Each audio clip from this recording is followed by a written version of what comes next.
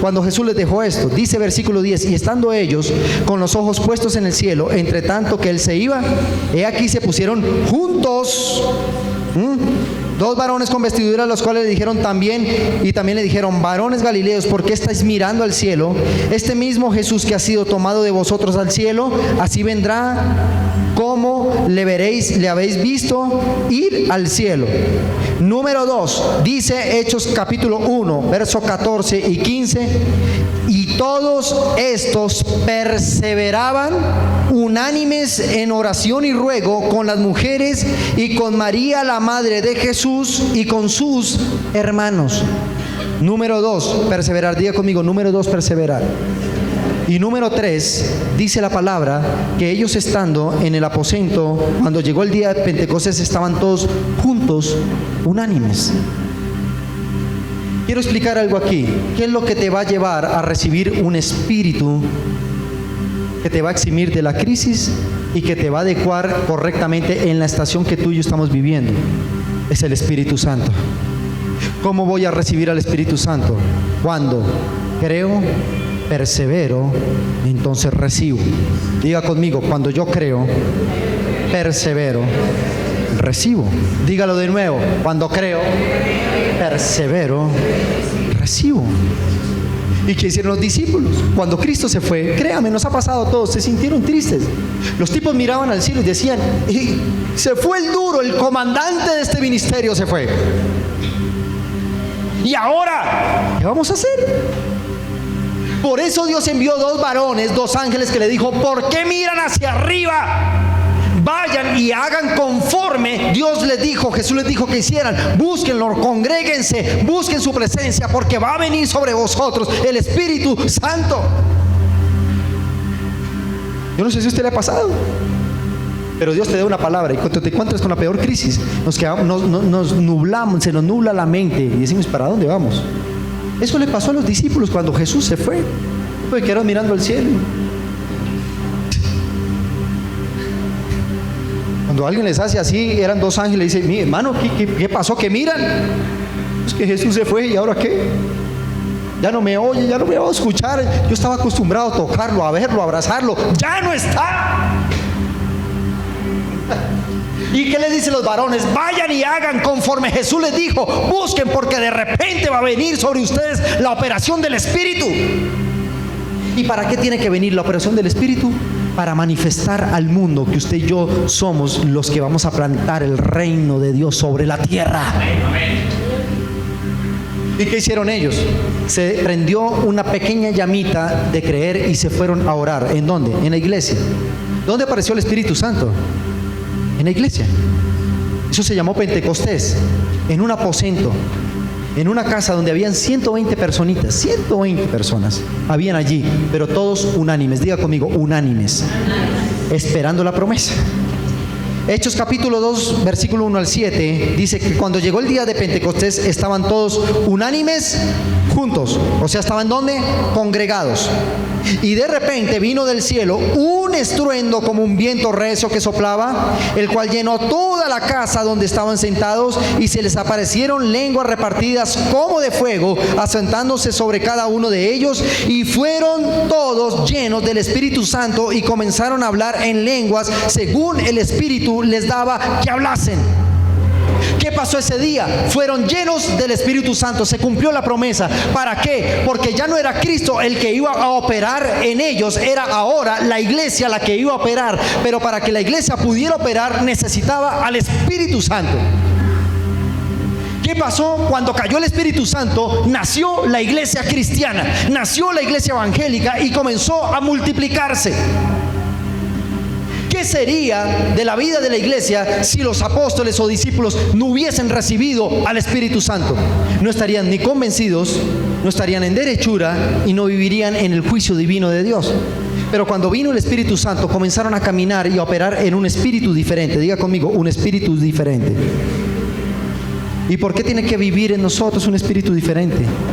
La palabra del Señor dice en Isaías capítulo 11, versículo 1 al 5, solo voy a leer una parte. Dice: porque la tierra será llena del conocimiento de Jehová como las aguas cubren la mar.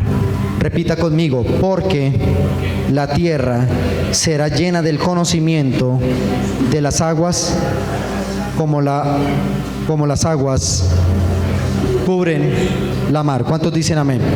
¿Cuántos dicen amén? ¿Cuál es la promesa del Espíritu Santo? Que en estos tiempos el Espíritu de Dios va a ser derramado sobre toda carne. ¿Y quiénes son los encargados de llevar el derramamiento del Espíritu Santo sobre toda la tierra? Los hijos de Dios. Jesús se tuvo que ausentar para que viniera sobre nosotros el Espíritu Santo. ¿Usted cuántos aquí hemos preguntado? Dígame con toda sinceridad. Le hemos preguntado al Señor Jesús, ¿dónde estás? ¿Dónde está tu presencia? Saliste de la iglesia y recibiste la palabra más hermosa y te encontraste con el peor lunes, el lunes más negro de tu vida. Déjame decirte algo. Cuando Dios se manifiesta en medio de la crisis. ¡Wow! Susténteme eso con Biblia, pastor. Dios le dijo al profeta Joel en el capítulo 2, versículo 28 al 32. Libro de Joel, capítulo 2, versículo 28, 29, 30, 31 y 32, dice la palabra del Señor. Y después de esto derramaré mi espíritu sobre toda carne, y profetizarán vuestros hijos y vuestras hijas, vuestros ancianos soñarán sueños y vuestros jóvenes verán visiones. Y también sobre los siervos y las siervas derramaré de mi espíritu en aquellos días. Y daré prodigios en el cielo y en la tierra, sangre y fuego y columnas de humo. El sol se convertirá en tinieblas y la luna en sangre antes que venga el día grande y espantoso de Jehová. Y todo aquel que invocare el nombre de Jehová será salvo, porque en el monte de Sión y en Jerusalén habrá salvación, como ha dicho Jehová, entre el remanente al cual él habrá llamado. ¿Cuántos hemos leído esta porción de la Biblia? Ya conmigo. Y después de esto derramaré de mi espíritu sobre toda carne, dijo Jesús, dijo Dios. Pero ¿después de qué? ¿Después de qué? ¿Qué condición tiene que haber para que sea derramado el Espíritu Santo? Esta semana yo creo que muchos mirábamos los cerros orientales de nuestra amada Bogotá, y por lo menos a mí me daba escozor ver esa columna de humo que subía y contaminaba el ambiente. Yo orando aquí abría la ventana y decía: Señor, mira, se están quemando los cerros, una contaminación brutal. Eso es juicio, esto es apocalíptico. Jesús advirtió algo en el Evangelio. Dice: y por la creciente maldad el corazón de muchos se enfriará. Aún hay cristianos que creen en lo que pasa cuando hablan la noticia. Dice crisis económica, crisis ambiental, crisis en la lluvia. Mismos cristianos se angustian diciendo: esto se acabó. Pero la condición para que haya un derramamiento del Espíritu es una iglesia plantada sobre la tierra y que en la tierra haya crisis. No lo veo convencido de esto, se lo voy a explicar bíblicamente. Versículo 30 dice: y daré prodigios en el cielo y en la tierra, sangre y fuego y columnas de humo. ¿Qué vimos esta semana en Bogotá? Columnas de humo, los cerros se incendiaban. Y cuando yo miré allí, Dios me mostró en su palabra: dile a la iglesia que cuando vean las columnas de humo que consumen las ciudades y las naciones de la tierra, ese día será el derramamiento del Espíritu sobre toda carne, y los hijos de Dios, siervos y siervas que invocaren el nombre del Señor serán salvos. Diga conmigo: la crisis no tocará mi casa. Fíjate que la palabra en la profecía dice: y después de esto, ¿después de qué? Cuando veas una columna de humo sobre la ciudad, tú debes pensar que después de eso vendrá el derramamiento del Espíritu sobre toda carne. Y los que estamos en la estación del Espíritu seremos eximidos del juicio de castigo sobre la tierra y entraremos al juicio de bendición de Dios para nosotros. ¿Cuántos dicen amén a esto? ¿Cuántos dicen amén a esto? Diga conmigo: y todo aquel que invocare el nombre de Dios, ¿será qué? Será salvo. ¿Será qué? Diga conmigo: la crisis, por profunda que sea, en las naciones de la tierra, no pueden tocar tu casa ni tu descendencia. ¿Por qué necesitamos al Espíritu Santo? Porque es lo mismo que está sucediendo aquí. Yo cómo voy a creer la palabra que usted está hablando, porque el Espíritu Santo te va a convencer. Yo no veo a Jesús. ¿Alguien ve a Jesús acá? Yo no lo veo, pero la fe que tengo me dice que Jesús está aquí y que ha enviado su Santo Espíritu, porque allá en nosotros está el Espíritu Santo.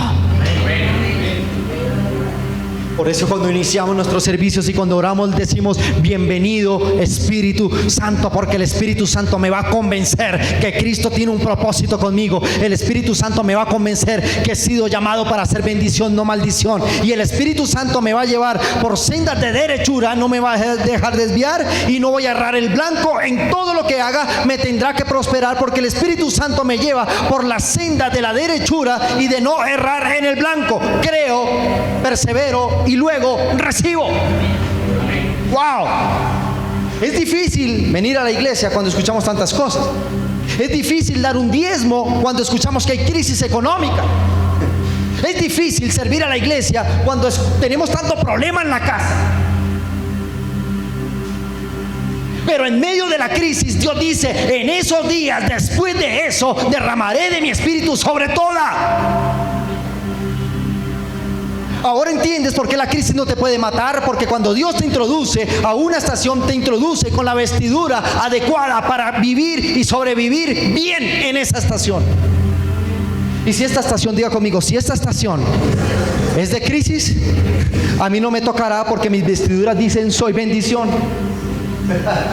Y si la estación es de virus, y si la estación es de epidemia, tu casa no será tocada, porque tu casa dice: soy bendición. ¿Cuántos dicen amén? Créalo hoy, porque el Espíritu Santo es de esa estación. Y si en las noticias dicen que hay crisis, diga conmigo: es cuando más voy a prosperar. Y si allí hay escasez, no me interesa. Aquí hay bendición, aquí hay abundancia. Y si allí se habla de crisis, de humo, de fuego, de sequía, nunca faltará ni la harina, ni el aceite, ni el agua en su casa. Nunca.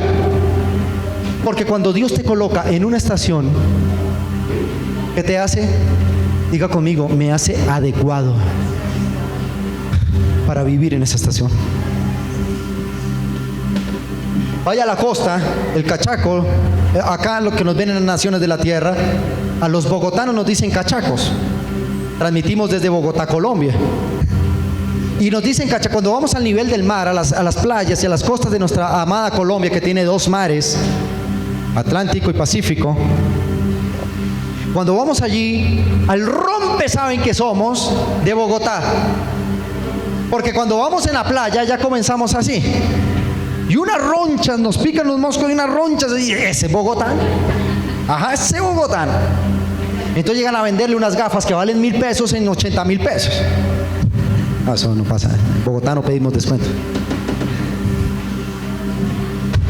Y sale con sus medias y su cámara fotográfica. Al rompe se nota que es un extranjero, o cuando vienen de otro país se nota que es un extranjero. ¿Sabes qué pasa en el mundo de las tinieblas? Cuando tú y yo no tenemos la ropa adecuada en la unción del Espíritu, Satanás va a decir: allí va uno que no está cubierto por el Espíritu. ¿Y qué pasa cuando lo miran? Dicen: es cachaco, y se van a burlar de ti. Cuando usted y yo no hemos sido visitados y llenos del Espíritu, cuando Satanás te vea, dice: mire, está haciendo el ridículo, porque no está adecuado a la estación que estamos viviendo. Pues si nos vamos a las nieves y llegamos con nuestra buena chaqueta, nuestros buenos guantes, unas buenas botas, una buena bufanda, nos protegemos del frío, la gente no se va a burlar de ti, va a decir: está adecuado, el frío no lo puede tocar. Eso mismo pasa en el mundo espiritual. Cuando Jesús dijo, reciban al Espíritu, es porque en el tiempo que vivimos, así por difícil que sea, nada te puede tocar ni nada te podrá llevar, porque tienes la vestidura del Espíritu Santo, y esa es la mejor garantía de manifestar la gloria de Dios. ¿Cuántos dicen amén? Apláudele fuerte al Rey de Gloria en esta mañana. Aleluya.